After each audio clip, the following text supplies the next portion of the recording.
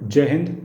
कश्मीरी पंडितों के पलायन के बारे में आजकल बहुत चर्चा हो रही है। कुछ लोगों का कहना यह है कि वीपी सिंह प्रधानमंत्री थे और उनको बाहर से समर्थन दिया था भारतीय जनता पार्टी ने, इसलिए 1990 में जो पलायन हुआ उसके जिम्मेदार वीपी सिंह और भारतीय जनता पार्टी हैं। आइए इस बात को डेट्स की क्रोनोलॉजी के हिसाब से, तारीख के हिसाब से देखते हैं। 19 जनवरी 1990 को कश्मीरी पंडितों का नरसंहार हुआ और उन्हें वहाँ से पलायन करना पड़ा।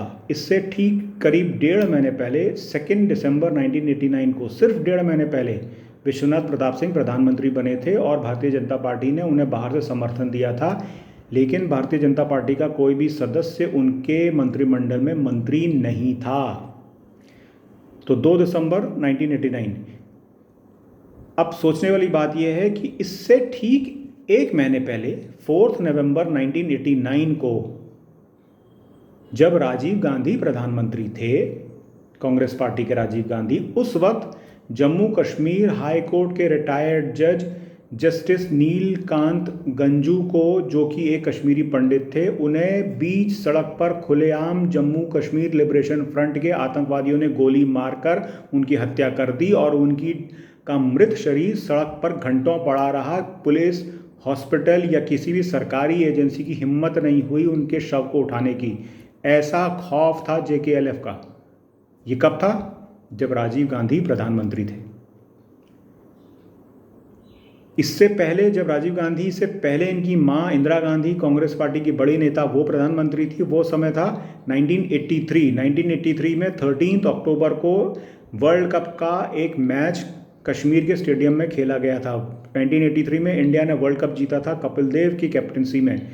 उसका एक मैच कश्मीर में खेला गया और उस मैच के बीच में पाकिस्तान जिंदाबाद और हिंदुस्तान मुर्दाबाद के नारे लगाए गए। इन अलगाववादियों ने स्टेडियम की ज़मीन खोद डाली ताकि मैच ना होने पाए और उस मैच इतना बड़ा बवाल हो गया, उस मैच को बीच में बंद करना पड़ा। ये था 1983, जब इंदिरा गांधी प्रधानमंत्री थी। उस समय भी JKLF की और पाकिस्तान के आतंकवादियों की इतनी हिम्मत थी कि वो मैच के बीचों बीच इतना बवाल काट दें और कोई उनका कुछ बिगाड़ ना सके। इसलिए ये जो आतंकवादी, अलगाववादी थे, इन्हें उस ज़माने से, इंदिरा गांधी के ज़माने में, राजीव गांधी के ज़माने में शय दी जा रही थी, इसीलिए उनकी इतनी हिम्मत पड़ी कि वो ये सब कर पाए। ये कहना है कि वीपी सिंह के राज में ये हुआ, ये गलत है, क्योंकि वीपी सिंह तो प्रधानमंत्री बने हुए उन्हें सिर्फ 1-1.5 महीना हुआ था। जब तक वो बात को समझ पाते, उससे पहले कश्मीरी पंडितों का नरसंहार हो गया। ये तो ठीक वैसे ही हुआ कि बच्चा साल भर पढ़ाई ना करे और एग्ज़ाम से एक दिन पहले घर में कोई मेहमान आ जाए तो कह दे, इन मेहमानों की वजह से मैं एग्ज़ाम में फ़ेल हो गया। इसलिए मेरा मानना है वीपी सिंह या उनके सहयोगी दल भारतीय जनता पार्टी जिम्मेदार नहीं है।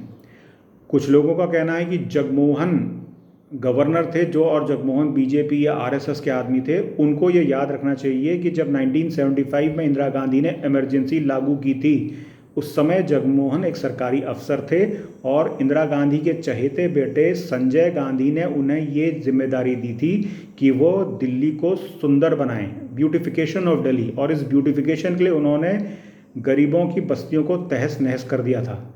जगमोहन को पद्मश्री और पद्म विभूषण से सम्मानित किया गया। किसने करा? कांग्रेस पार्टी ने, इंदिरा गांधी ने। और जगमोहन भारतीय जनता पार्टी या इस पार्टी के साथ बहुत बाद में जुड़े, इसलिए जगमोहन को BJP का आदमी कहकर इस सब का दोष BJP पे लगा देना बिल्कुल गलत है। तथ्यों के आधार पर मेरा ये मानना है कि इस पूरी बुराई की जिम्मेदारी कांग्रेस पार्टी की है। और एक बात सोचिएगा आप, मेरे दिमाग में बात आई कि 1984 में जब इंदिरा गांधी की हत्या हुई, तब राजीव गांधी को प्रधानमंत्री बनाया गया। वो इलेक्शन जीते थे बहुत बड़ी मेजॉरिटी के साथ, 400 सीट जीती थी उन्होंने 1984 में। 5 साल बाद 1989 में अगला इलेक्शन हुआ, जो कि वो हार गए और वीपी सिंह जीत गए। 1989 के बाद अस्थिरता रही। 1991 में अगला इलेक्शन, 2 साल बाद एक और इलेक्शन कराना पड़ा। इन्हीं 2 सालों में सरकार अस्थिर रही, चंद्रशेखर प्रधानमंत्री बने, वीपी सिंह बने, और इन्हीं 2 सालों में वीपी सिंह के प्रधानमंत्री बनने के 1.5 महीने के अंदर ही कश्मीरी पंडितों के साथ इतना अत्याचार हुआ। क्यों? क्या ये किसी दल ने कराया था? कौन सा दल है आप समझ सकते हैं। क्या ये किसी दल ने कराया था जो ये चाहता था कि ऐसा माहौल बन जाए कि लगे कि बस हम ही हैं जो इस देश को स्थिरता दे सकते हैं, बाकी सब बेकार हैं? कहीं ये ऐसा एक षड्यंत्र तो नहीं था? सोचिएगा। मैं आपको इस सवाल के साथ छोड़ रहा हूँ। जय हिंद।